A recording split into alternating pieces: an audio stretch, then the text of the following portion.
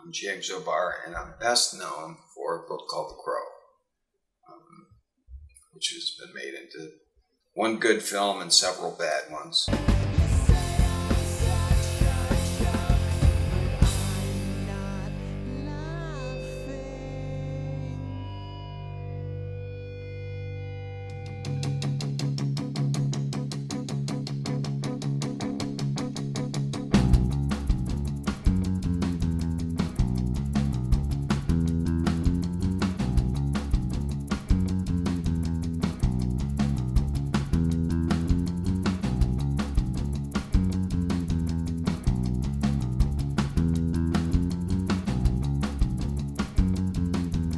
I used to go to comic conventions and show my artwork to the professionals. And how old were you? I think I was like 12 or 13 when I went to my first convention. And of all the professionals I met, Bernie Wrightson and Vaughn Bodie were the only two that were encouraging to me. Everybody else told me. I had Dave Cockrum tell me I should take up truck driving. But, fortunately, my personality, that made me redouble my efforts just to prove him wrong, and actually within like a year and a half, I had sold my first comic strip to Heavy Metal. When I was 17, I wasn't even old enough to buy it. At the time, you had to be 18 to buy Heavy Metal back in the 70s. And I always had a day job up until the film came out, and I just worked on comics part-time, not as a hobby. It was more therapy for me, art therapy. That's something I do by myself, for myself. But like anything, I have a passion for it, and if you have a passion for something, you're going to pursue it. Passion cannot be pursued with any safety. I was working on cars during the day at a Ford dealership doing body work and frame work on cars. And when I started making more money from the comic than I was making working on cars, it's like, okay, it's time to quit now. So I went in and sold all my tools one day and said, see you later, guys. I'm done skinning up my knuckles on other people's cars. And I've been doing it professionally ever since. I came up with The Crow in about 1980, I think, or 81, as a response to losing someone I loved to a drunk driver. I had a lot of anger and frustration that I needed to deal with because I was being way too self-destructive. I thought, well, if I get it on paper, maybe that will help. So, it was initially intended to be like one last love letter to this person and a chance for me to get some justice that you don't really get in the real world. So I worked on that off and on from like 1981 till it was published in 89. Retrospectively, it made me appreciate the good times I had, not just the loss.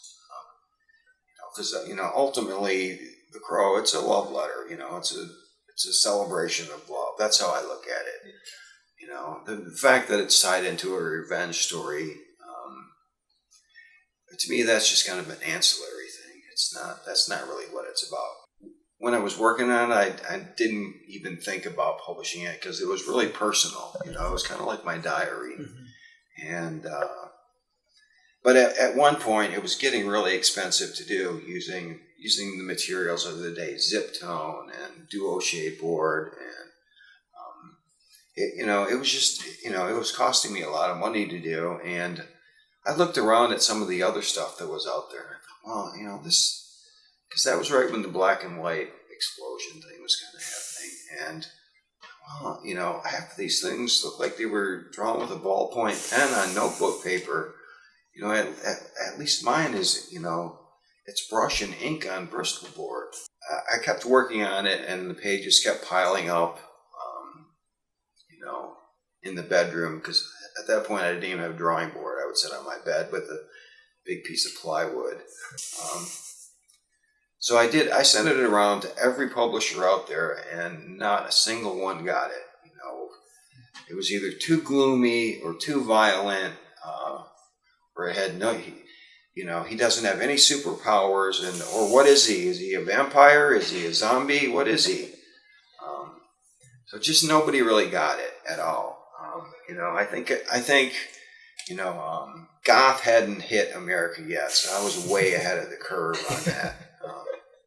It took another 6 or 7 years for the mass public to understand what angst in music and art was. They suggested I would change things, take out all these gloomy scenes. No one wants to see their hero crying. I'm like, well, shit, everybody cries. Why can't I show that in a comic? I was painting T-shirts for like record stores and comic stores.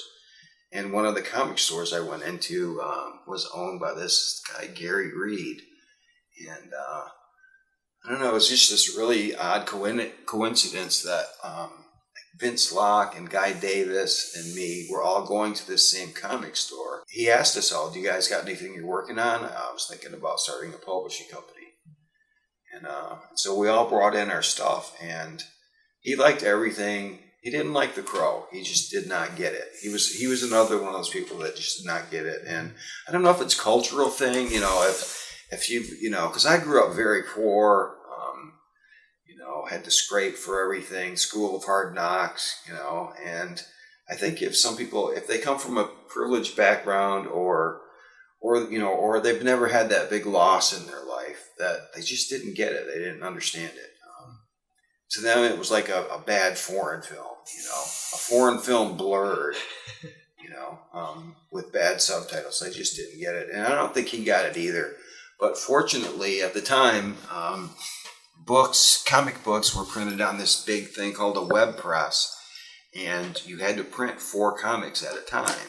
So he needed an additional comic to go with The Realm and these little fairy books that he was doing.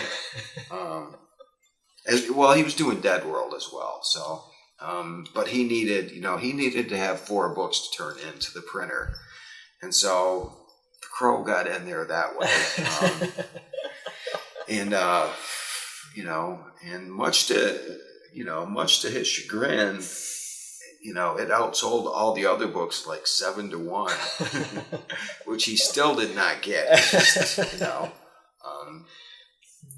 But I think the fact that somehow it ended up in record stores as well as comic book stores because of all the musical references in it. I think that really helped the sales a lot.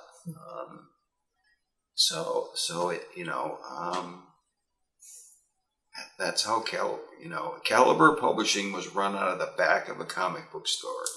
He took all the gaming tables out and started a publishing company in the back. They printed 5,000 copies the first time around, and I thought they were crazy. I'm like, I knew there was an audience for it out there, but I didn't know how big, and on top of that, I didn't know how they would find it. With all the other superhero X-Men nonsense that was on the shelves, I didn't know how they would find it, or if they would. So when I saw like 10 cases of books there, I thought he was insane for printing that many.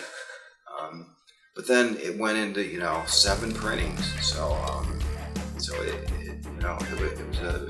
phenomenal seller. In fact, I think it kept Caliber in business for about a year.